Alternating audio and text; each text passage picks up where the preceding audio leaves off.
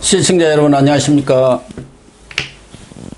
4월 20일 시사정담 시작하겠습니다. 시청자 여러분, 민주당이 강행하고 있는 검수완박 정국에 무소속 양양자 의원이 태평원으로 부상했습니다. 양 의원이 검수완박 법안에 반대한다는 입장문을 직접 작성한 것으로 나타났기 때문입니다.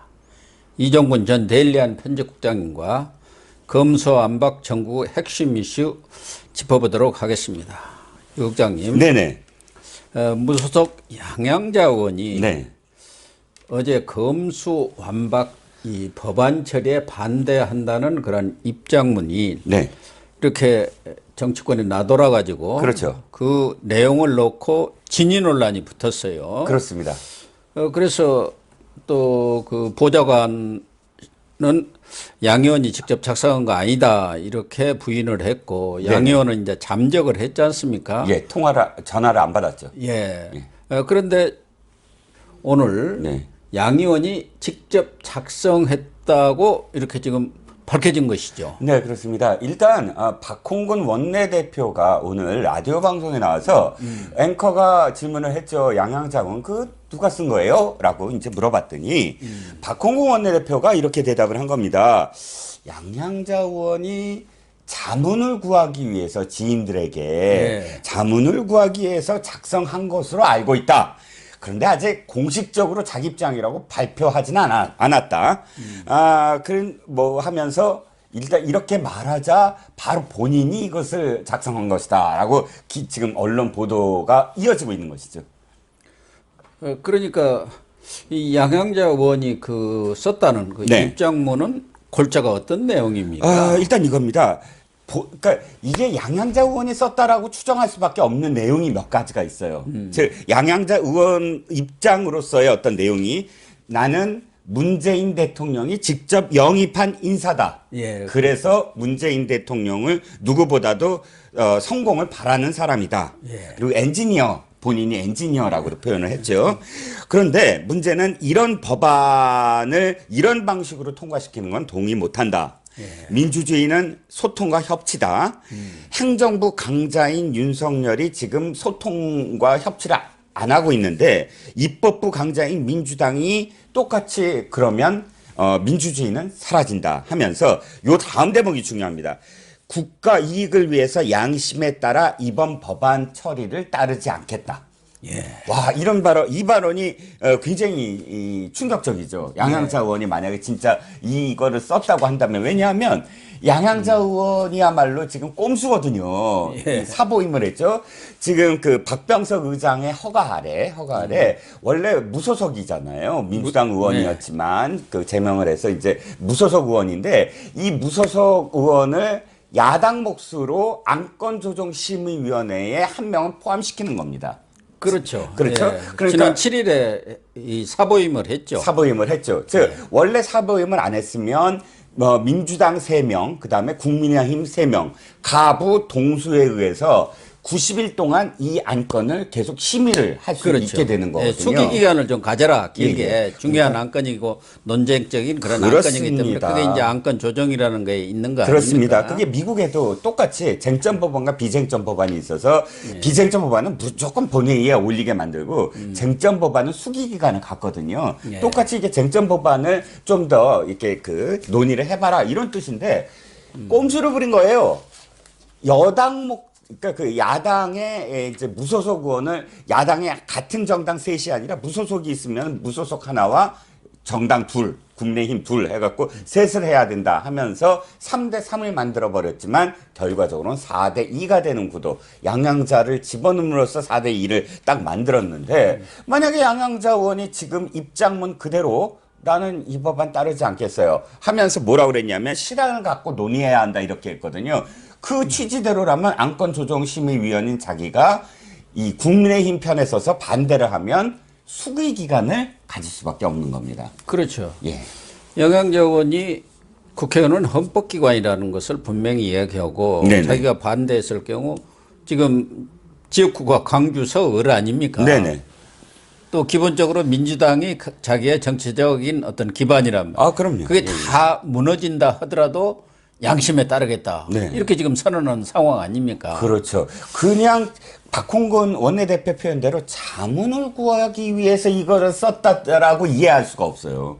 자문을 구하기 위해서는 아 이게 어떻게 되는 건가요? 제가 이런 입장을 취하면 어떨까요? 이런 내용이 있어야 되는데 이거는 지금 아주 논리적으로 서술이 되어 있잖아요. 내가 이 법안에 반대하는 이유 그리고 내가 앞으로 어떻게 행동하는 데 대한 정당성을 스스로 부여하고 그렇게 하겠다라고 단언을 하고 있는 내용이 어떻게 자문을 구하는 내용이겠습니까? 그러니까요. 예, 예. 우선 또 뭐 우리 시청자들도 양양자 의원에 대해서는 그동안 언론 보도가 많이 있었기 때문에 영입 때부터 그래도 또 오래됐으니까 양양자 의원이 어떤 사람인지 좀 소개 좀 간략히 해주시죠. 네, 양양자 의원은 이제 그 거의 1호 영입 인사인 격입니다. 여성 문재인 대통령이 당시 문재인 당 대표였죠. 당시에 이제 양정철이 직접 나서서 뭐 이 조응천이라든지 표창원이라든지 양양자라든지 이런 인사들을 한 사람씩 한 사람씩 따로따로 영입 발표를 함으로써 그때 굉장히 그 이슈를 주도를 했었거든요. 양양자 의원 아시다시피 삼성전자의 고위 임원까지 역임했는데 상무까지 했죠. 상무까지 역임했는데 문제는 고졸입니다. 지금은 석사예요. 성대 석사지만 고졸 출신으로 삼성에 들어가서 자기가 한 단계 한 단계 올라가면서 삼성전자를 다니면서 성균관대 석사까지 공부를 한 신화적인 인물이죠.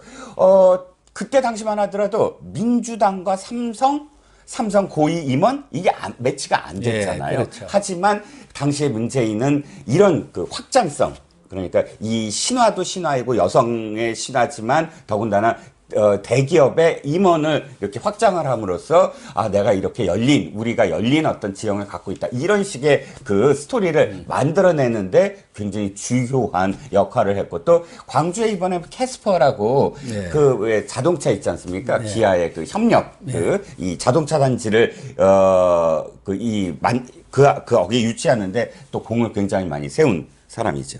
근데 왜 무소속이 됐죠?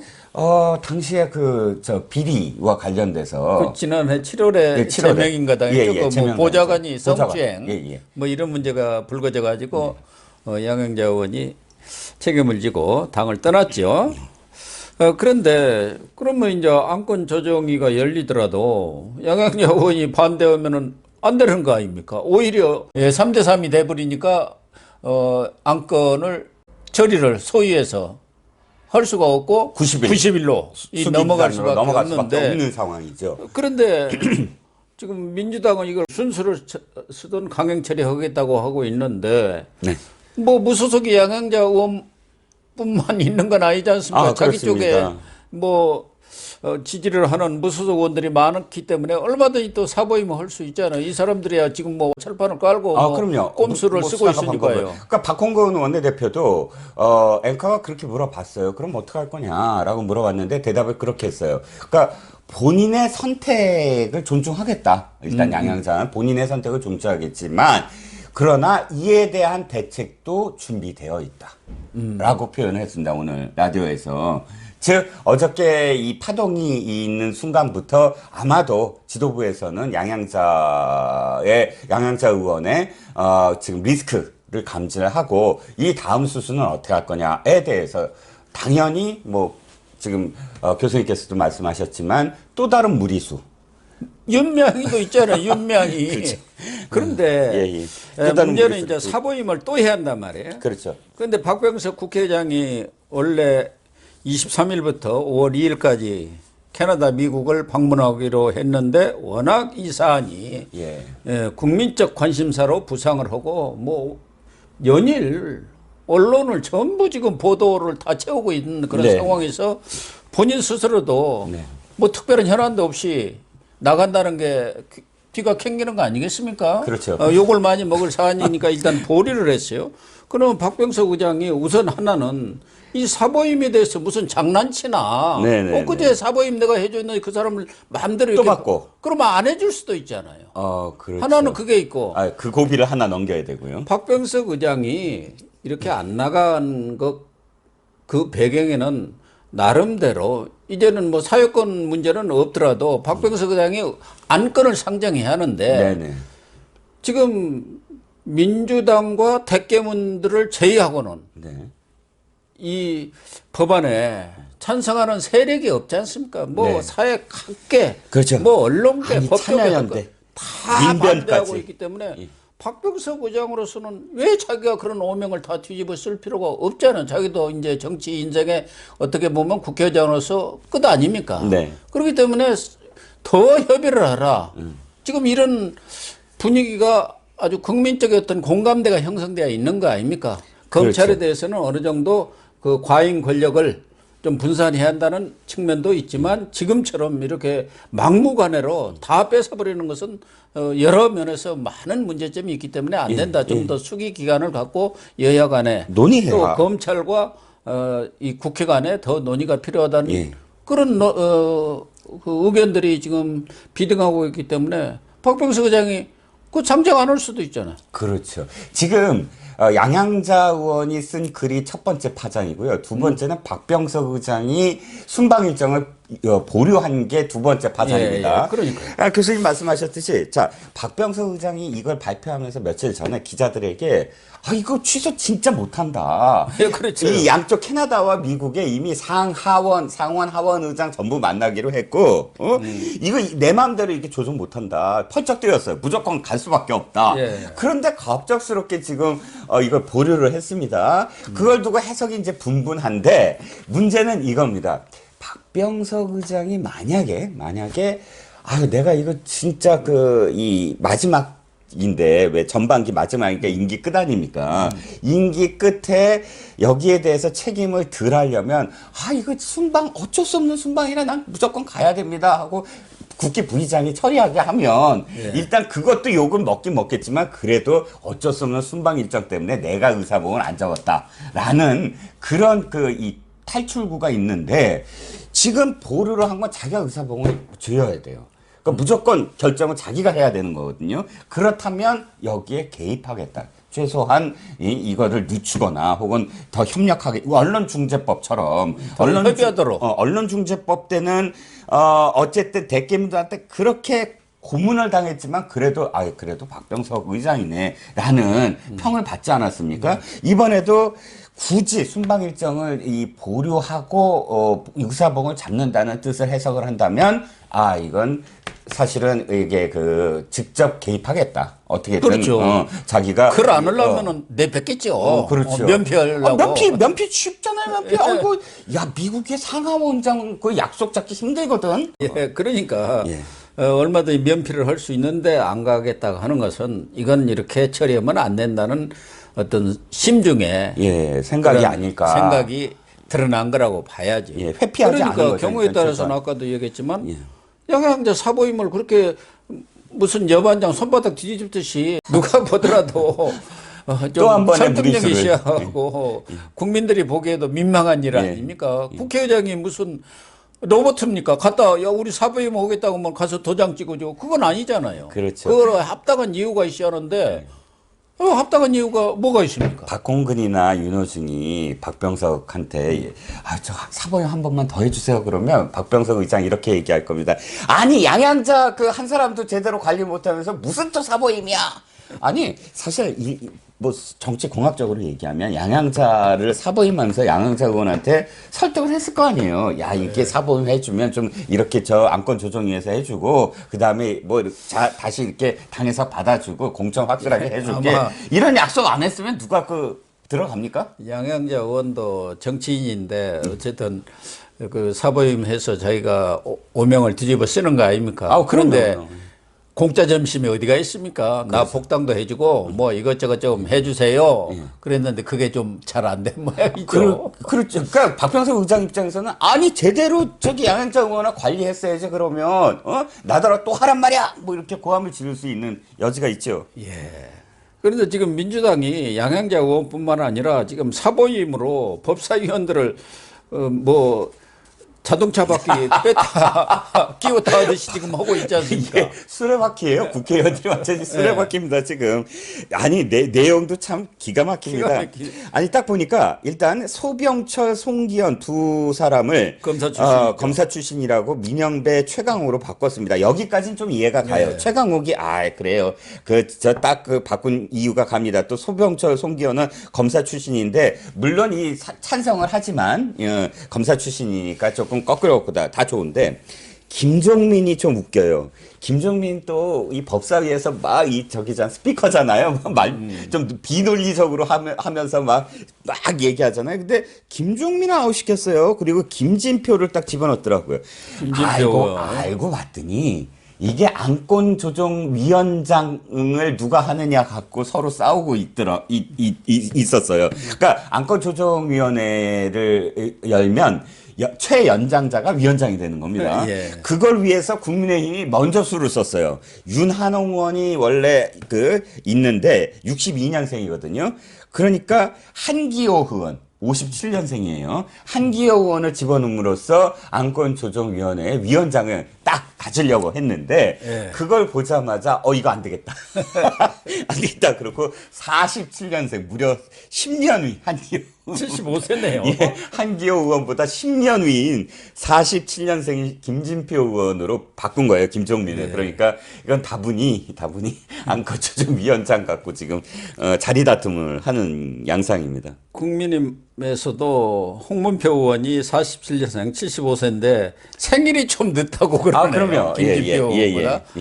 그러니까 나이로 김진표 의원이 지금 제일 연장자이기 때문에 안건조정위원회 연장자 그 위원장 원칙에 따라서 김진표가 할 수밖에 없는데 좋아요. 뭐 민주당이 그런 방법도 뭐 꼼수를 뭐 한두 번 써본 것도 아닌데 그런데 김진표라는 사람 참 이분이 그래도 한때는 뭐 당권 대권까지도 생각했을 정도로 또 공직사회에서도 가장 우수한 공직 그렇습니다. 생활을 했다는 평가를 받는 사람이고 지금 나이가 75세 아닙니까? 그리고 국회의원도 할 만큼 한 사람 아닙니까? 그렇죠. 이런 사람이 합리적인 판단을 못하고 당에서 가라고 하면 그래 가겠습니다. 그럼 다음 또 공천 받으려고 그러나요? 국회의장 한번 더 해먹으려고 그러나요? 경기도지사도 한번 나왔고 뭐 경제부총리까지 하고 더군다나 노무현 대통령 시절에 김병준, 강봉균, 김진표 이런 사람들이 사실 노무현 정부의 우파라고 표현될 수 있는, 그러니까 노무현 정부를 그래도 뒷받침하는 저기 탄두리들이 막 설치는 가운데서도 무게 중심을 잡아준 사람이거든요. 합리적인 사람이고 또 그만한 또 경험과 경륜이 있는 사람 아닙니까? 이런데 동원됐어야 되겠습니까? 그렇죠. 그건 내가 못 하겠다 해야죠. 교수님 말씀처럼 동원되는 사람으로서는 정말 지금까지의 경력과 그다음에 자기가 쌓아온 그런 이 신뢰 이런 것들이 좀 무너지는 거죠. 이런 쓰임새로 저 법사위에 사보임되는 말 있죠, 말. 체스판의 말 같은 역할을 자임을 하다니. 뭐 김진표는 그렇다 하더라도 지금 문재인 대통령이 김호수 검찰총장하고 엊그제 만나서 한 70분간 면담했는데 아주 특유의 유체이탈 합법으로 애매모호한 얘기를 했어요. 검수완박에 찬성하는 것도 반대하는 것도 아니고 양비론 비슷한 것을 내놓으면서 뒤로 쓱 빠졌는데 어쨌든 그 박수현 국민소통수석이 언론에 나와서 하는 거 보면은 하나는 수사와 기소를 분리한다는 큰 방향은 맞다. 그러나 법의 완결성이 더 강화돼야 한다는 것이 대통령의 뜻이다. 지금 이렇게 이야기한 거예요.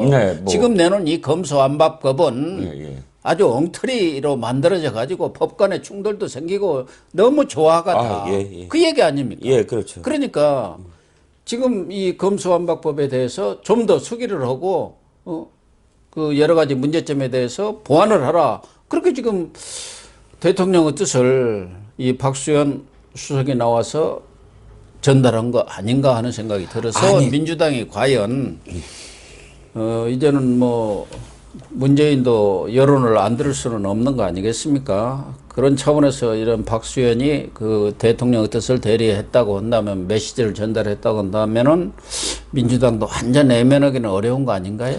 아니 그렇긴 하죠. 그런데 이제 일단 제가 화가 나는 건 대통령의 워딩은 명확해야 되잖아요. 어떻게 한 다음에 수석이 그거를 해석한 것을 또다시 이 해석에 대해서 이런 또 뜻이 있구나라고 덧붙여야만 얘기가 됩니까? 똑부러지게 교수님이 아까 말씀하셨듯이 이 법은 취지는 맞느나, 민주당이 지금 추진한 법은 취지는 나도 동감을 하지만 그럼에도 불구하고 이렇게 졸속으로 만들어서야 되겠느냐라고 얘기하면 겁납니까? 뭐 이게 무슨 검찰도 그렇고 무슨 국회도 그렇고 국민의 뜻에 따라야 된다. 이건 무슨 배고프면 밥 먹겠다는 얘기를 하고 난 다음에 수석이 거기에 대해서 뭐 해석 붙이고, 도대체 대통령의 워딩이 무슨 말줄임표야 돼서야 되겠습니까? 똑부러져야죠. 종집을 찍어줘야죠. 문재인이 뭐 5년 동안 그런 형식을 취해왔지 않습니까? 좀 어려운 얘기, 또 어려운 일 생기면은 딱 숨어버리고, 좋은 일 생기면은 쌍지팽이 들고 나섰잖아요. 그래서 청타라고 하잖아요. 청와대 타주다. 타조 급하면은 머리밭에다가 머리 네네, 쳐박고 타조, 예. 있지 않습니까? 예. 그래서 청타라고 하지 않습니까? 예, 그런 비아냥까지도 듣는 상황인데, 어쨌든 지금 양양자 의원까지도 반대 입장을 분명히 표명하고 이런 나선 상황 아닙니까? 자기들이 꼼수로 사보임 했는데 그 사보임한 의원까지도 반대하는데 그거까지도 또 사보임 해가면서 처리한다? 이건 뭐 어제 인수위에서도 입법 쿠데타라고 하지만 이건 쿠데타 정도가 아닙니다. 이건 정말 유린하는 거죠. 민주주의를 유린하는 것이고 우회주의를 유린하는 그런 행태가 아닌가, 그런 생각이 듭니다.